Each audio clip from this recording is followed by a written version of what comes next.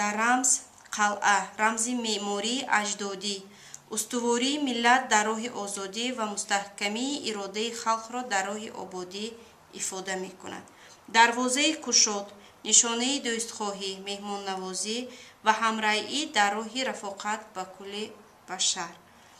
Дарё, дарёи сир, Сайҳун боиси гулгулшукуфии кишварҳои Осиёи Марказӣ буда, рамзи идомаи ҳаёт, сарсабзии диёр, пайванди миллатҳо ва рӯҳияи ободгариро таҷассум менамояд.